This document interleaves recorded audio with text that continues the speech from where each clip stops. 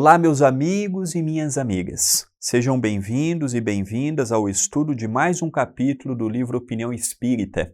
Olha, de 60 capítulos, já estamos hoje estudando o capítulo 51. Número ímpar, portanto, do Espírito de André Luiz, pelas mãos de Valdo Vieira, recebido nas célebres e saudosas reuniões da Comunhão Espírita Cristã em Uberaba, quando o nosso querido Chico Xavier estava dirigindo, junto com Valdo e vários companheiros, aquela instituição.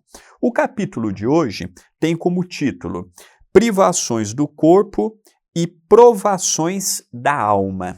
É uma mensagem que utilizou como texto base o Evangelho segundo o Espiritismo, capítulo 17, que é o Sede Perfeitos. O item é o item de número 11, Cuidar do Corpo e do Espírito. Mas antes, agradeço à TV A Caminho da Luz, ao Centro Espírita Perdão, Amor e Caridade, o CEPAC, em Itapira, São Paulo, e a você que tem estudado comigo, tem deixado mensagens tão carinhosas, tem ajudado a TV A Caminho da Luz a chegar a mais e mais corações. Cuidar do corpo e do espírito. Qual que é a visão do Espiritismo? Será que para o Espiritismo devemos cuidar mais do corpo? Devemos cuidar mais do espírito? Deve-se ter um equilíbrio? Então nós vamos ver hoje com o espírito de Georges, é um espírito protetor, em Paris, 1863. Consistirá a perfeição espiritual na maceração do corpo? Para resolver esta questão, apoio-me em princípios elementares e começo por demonstrar a necessidade de cuidar do corpo, que, segundo as alternativas de saúde e doença, influi sobre a alma de maneira muito importante, pois temos de considerá-la como prisioneira na carne. Para que esta prisioneira possa viver, movimentar-se e até mesmo conceber a ilusão da liberdade, o corpo deve estar são, disposto e vigoroso. Estabeleçamos uma comparação. Eis que ambos se encontram em perfeito estado. Que devem fazer para manter o equilíbrio entre as suas aptidões e as suas necessidades tão diferentes? O embate entre eles parece inevitável e difícil chegar-se ao segredo do equilíbrio. Então, aqui por algumas vezes, ele usou a palavra mágica equilíbrio. Se eu cuido apenas do corpo, vou na academia, tenho uma alimentação saudável, sou aquela pessoa atleta, só cuido do corpo e esqueço de uma prece, de analisar os meus sentimentos, de filtrar os meus pensamentos, eu passo a ser aquela pessoa que fisicamente é bonita, mas não tem conteúdo. Quantos homens e quantas mulheres não possuem corpos esculturais, mas que você vai conversar, não tem um sonho, não tem um planejamento, não tem nada com nada. Agora, o inverso também é perigoso. Como a revelia, não cuido de nada, não cuido do que como, não cuido do que eu tomo, vivo aquela forma esquisita, mas sou uma pessoa boa. Estou no centro, estou na igreja, estou nos lugares praticando bem, fazendo bem. Será que isso compensa o corpo que eu estou desajustando pela minha própria liberdade de escolha? Também não. Para mim poder fazer o bem, eu tenho que estar bem fisicamente e espiritualmente.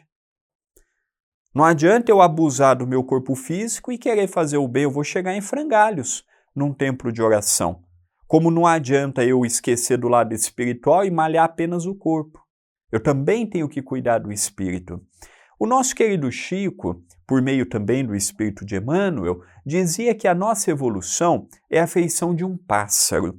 E todo pássaro possui duas asas. Dizia Emmanuel que uma asa é a da moralidade, outra asa é a da intelectualidade.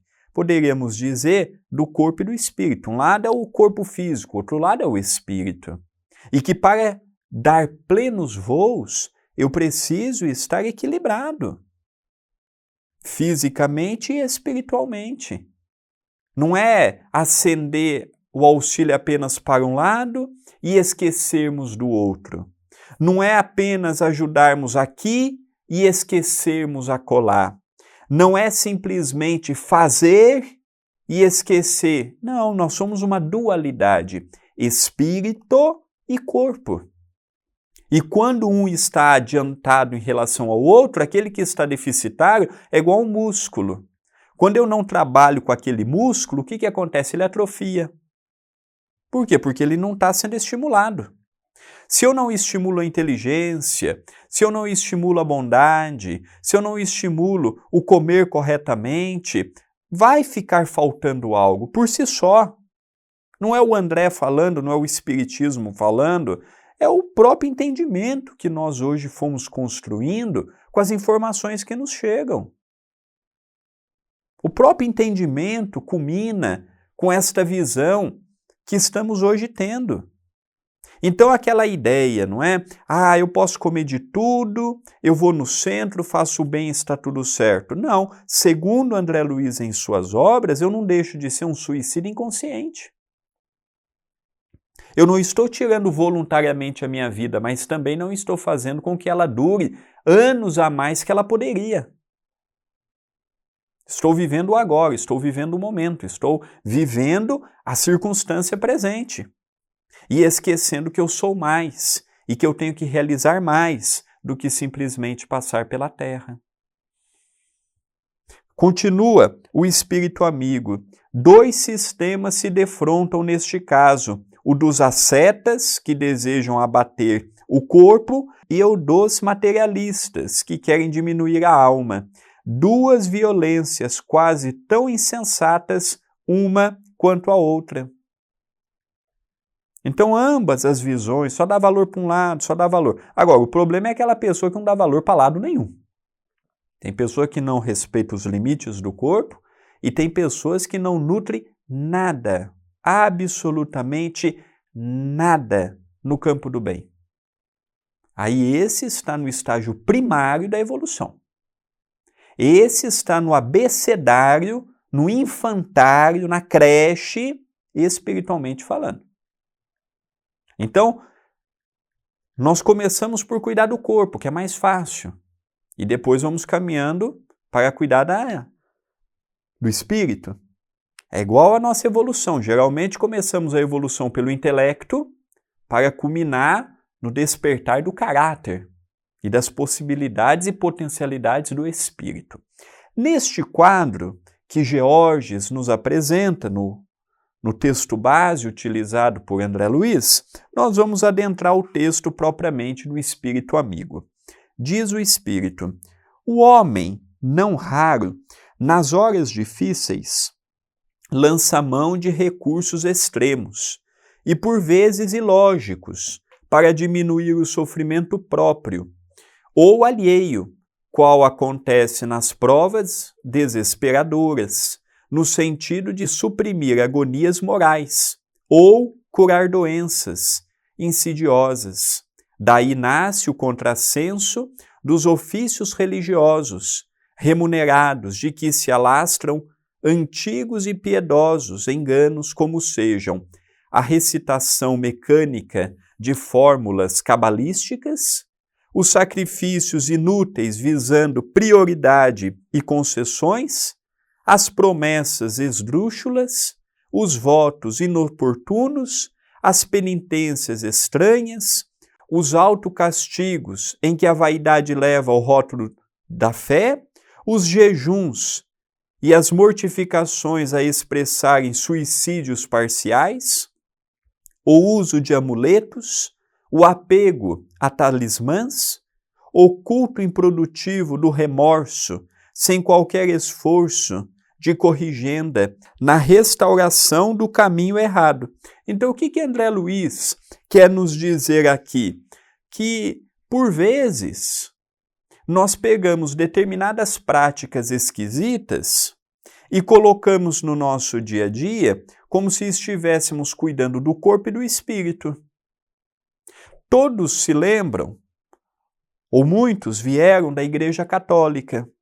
Então, tem determinadas épocas do ano, como na época da Páscoa, por exemplo, em que, olha, eu vou deixar de fazer isso ou eu vou deixar de fazer aquilo outro. Entra a Quaresma. Então, nesse período, eu vou deixar de beber. Eu vou deixar de fumar. eu vou deixar de comer carne. Não é isso que Jesus quer de nós. Ele não quer que nós peguemos alguns dias do ano e depois voltemos pior do que estávamos. Ele quer que nós analisemos verdadeiramente o que estamos fazendo do corpo e do espírito. O rumo que estamos dando para a nossa evolução. Então tem pessoas que pegam talismãs como se aquilo fosse corrigir os nossos problemas. Tem pessoas que pegam práticas ou se esconde por trás de práticas exteriores, como se aquilo fosse inibir a fala desregulada, a fala impensada, a atitude imprevista, mas que gera consequências para si e para o meio. Não adianta, como ele diz aqui, promessas esdrúxulas. A pessoa não estuda. Na véspera da prova faz promessas. Não estuda e faz promessa. Não tem dinheiro, gasta mais do que tem, faz promessa se aparecer o dinheiro, gasta menos. Faz promessa se restituir o casamento, aí restitui e continua mesmo inferno. Os autocastigos, em que a vaidade leva o rótulo da fé, penitência. Tem partes do cristianismo como a Opus Dei, um núcleo dentro da Igreja Católica, como os franciscanos, vicentinos e assim por diante. Eles cultuam o flagelo. Então eles pegam o chicote e dão nas próprias costas, colocam aquelas cintas que têm pontas e amarram nas pernas. Não é isso que Jesus quer de nós, o autocastigo, a autoflagelação. Não adianta eu andar com isso, não adianta eu bater em mim e chegar lá fora e não ser um bom filho. Para Deus, muito mais importante do que o autoflagelo é eu autoflagelar minha língua. André, para com isso. Para. Não vai levar a lugar algum. Chega. André Luiz nos fala, os sacrifícios inúteis, as penitências estranhas, o uso de amuletos, o apego a talismãs, vai fazer o bem. Vai pegar uma cesta básica e dar para uma família carente. Vai perdoar aquele que foi, durante tanto tempo, o seu algoz. Vai pedir perdão para a sua vítima da imprevidência com que você falou e agiu. Então, às vezes, a gente quer um talismã da sorte, quer um isso, quer aquilo, e não corre atrás de ser feliz, não corre atrás de fazer as pessoas felizes, não corre atrás de conquistar o patrimônio espiritual. Por quê? Porque é mais fácil comprar um talismã, é mais fácil ter isso, é mais fácil ter aquilo, é mais fácil exigir dos espíritos do que eu fazer a minha parte. E nessa lenga-lenga, desde o povo pagão já tinha isso. E que adotamos no cristianismo e que temos até hoje. Essa lenga-lenga que não leva a lugar algum, essa lenga-lenga que não constrói coisíssima nenhuma, depois eu chego no mundo espiritual com pouco avanço e pergunto, Deus, cadê o Senhor? Ué, Deus está conosco, mas eu estou com Ele? É uma interrogação que eu deixo para cada um de nós. Continua. Contudo, ao espírita cristão, compete despojar-se de semelhantes conceitos acerca do Criador e da criação, cristalizados na mente humana através de numerosas reencarnações. Para nós, não mais existe a crença cega. Em razão disso, não mais nos acomodamos à ideia do milagre como sendo prerrogativa em favor de alguém, sem merecimento qualquer. De igual modo, urge compreender os mecanismos das leis divinas, dispensando-se, ante os lances atormentados da existência terrestre, toda a atitude ilusória ou espetacular. Omissão não resolve. Então, o espírita cristão é o nosso caso. Nós somos espíritas. Nós não precisamos cultuar imagens para estarmos juntos daqueles espíritos que amamos e veneramos. Nós não precisamos de amuletos para nos ligar a determinadas correntes espirituais. Respeitamos todos que jejuam, todos que fazem promessas, todos que fazem os itens que André Luiz mencionou. Nós respeitamos, mas precisamos mudar a nossa mentalidade como espírita. O espírita não pode continuar com a cabeça do católico, com a cabeça do protestante, com a cabeça do ateu, com a cabeça do muçulmano, com a cabeça do árabe. Eu tenho que ser espírita com cabeça e convicção de espírita. E não ficar trazendo a ideia do céu fácil. Eu vou pagar, alguém ora por mim. Eu vou pagar, alguém no dia da minha morte vai orar por mim. Olha, se eu não fiz nada de bom, eu posso ter 1 milhão de pessoas orando por mim. Vão fazer um campo magnético favorável, aquilo vai vir para mim, mas se eu não for uma pessoa boa, de nada adiantou. Então o espírita, ele precisa ser reconhecido pelo testemunho que ele dá na sociedade. Não é pelo conhecimento que ele tem, não é pela proeza da oratória, não é pela proeza das virtudes, não. É pelo conhecimento e cada vivência que ele procura colocar os conhecimentos em prática. Omissão não deixa de ser eu negar a minha própria fé. Quando eu omito um pensamento, quando eu omito um comportamento, quando eu omito o caminho que eu estou seguindo, eu não estou deixando de omitir também a minha própria fé. Então a gente tem que tomar muito cuidado em não acender a vela para Deus e para o diabo. Agradar todo mundo nós não vamos conseguir. Não vou agradar a todos. Jesus não agradou. Os líderes das grandes religiões nunca agradaram a todos. Não serei eu, com todo respeito, não será você que agradará a todos. Então, entre eu não agradar e agradar, que pelo menos eu tenha minha consciência tranquila, como Paulo de Tarso teve, como Estevão se defendendo no Sinédrio, e o primeiro que ousou a dizer que Jesus era maior do que Moisés e pagou com a própria vida, sendo o primeiro mártir do cristianismo. E nós? Que testemunho nós damos? Não vou falar, eu não sei o que a pessoa vai pensar. Pensa o que quiser pensar. Pessoa quer concordar, concorda. Não quer, não concorda. O mundo é assim, de concordância e discordância. O mundo é daqueles que acham isso bonito e aqueles que acham que não é bonito. E tá tudo certo. Eu não tenho que concordar com tudo. Eu não tenho que achar tudo bonito, mas eu tenho que respeitar. E fazer-me respeitado. Eu tenho que respeitar, mas eu também tenho que exigir ser respeitado. Já foi a época da intolerância. Já foi a época em que nossos ouvidos eram pinico. Hoje não. Hoje nós temos que, opinião é essa. Não desmereço de nenhuma outra, não desmereço de ninguém, mas a minha opinião é essa. Continua André Luiz. Em matéria de comportamento moral, a renovação da vida, a abstenção do serviço no bem, de todos é deserção, vestida de alegações simples, acomodatícias, dentro da qual o crente não apenas foge das responsabilidades que lhe cabem, mas também ainda exige presunçosamente que Deus se transforme em escravo de suas extravagâncias.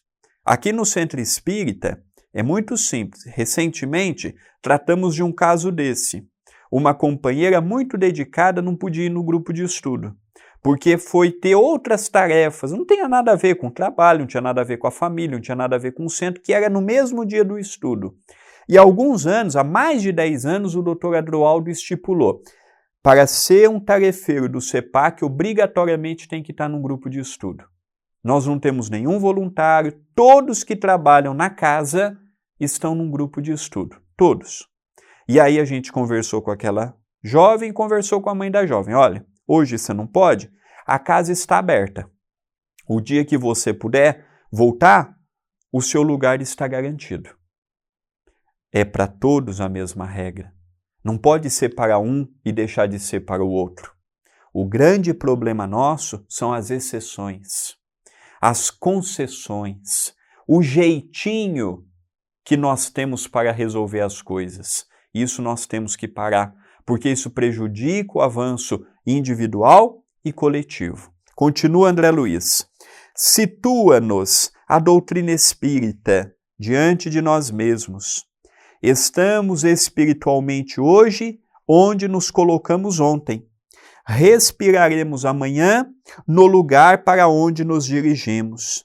Usemos a oração para compreender as nossas necessidades, solucionando-as à luz do trabalho, sem o proposto de ilaquear os poderes divinos. A lei é equânime, justa, insubornável. A criatura, gota igual às demais no oceano imenso da humanidade universal, não é cliente de privilégios. Portanto, não adianta eu querer iludir Deus. Não adianta eu querer iludir as leis divinas. Eu tenho conversado com muitos espíritas desencarnados e muitos deles chegaram comprometidos no mundo espiritual, sabiam o que era para ser feito, não tinham tempo, não podiam, não queriam a reforma íntima, não estavam preocupados nada com nada. Vai ver como é que eles estão hoje. Não adianta eu conhecer, não adianta eu ser bom na casa espírita, não adianta eu me esquivar de responsabilidade. Cada um segundo as suas obras. A quem muito foi dado, muito será pedido, muito será cobrado. A nós foi dado um tesouro incalculável. Conhecimento, oportunidade de trabalho, oportunidade de multiplicar os talentos, oportunidade de sairmos da crosta da inércia e encontrarmos no trabalho com Jesus, por Jesus e para Jesus as ferramentas necessárias ao nosso engrandecimento. Está tudo diante de nós. O que era oculto no Antigo Egito ficava apenas entre os sacerdotes. O que na Grécia Antiga ficava apenas entre os intelectuais. O que na Roma Antiga ficava apenas entre os chefes dos templos. Hoje estão para todos que queiram. Não há informação oculta dentro do Espiritismo, mas precisamos dar o testemunho. Precisamos, ainda mais no momento atual. Quem de nós não está padecendo de um familiar adoentado, de um problema financeiro, de uma preocupação que transcende o nosso equilíbrio? Hoje todos estamos passando por isso. Não há pessoa e família que não esteja passando por isso. Todos em algum, se não é da matéria do espírito, se não é do espírito é no casamento, se não é no casamento é com os filhos, é com esse, é com aquele, todos estamos. Alguns mais, alguns menos. Alguns lidando com mais sabedoria, outros se entregando ao desalento e ao desequilíbrio. É a realidade que nós temos visto. Continua André Luiz. Eis porque, ao invés de procurar espontaneamente penitências improdutivas para nós, é imperioso buscar voluntariamente o auxílio eficiente aos semelhantes. Espiritismo é sublime manancial de energia espiritual, aurindo forças. Acatemos, sem revolta, aquilo que a vida nos oferece, trazendo paz na consciência e entendimento no coração. O mundo atual prescinde de quantos se transformam em ascetas e eremitas de qualquer condição.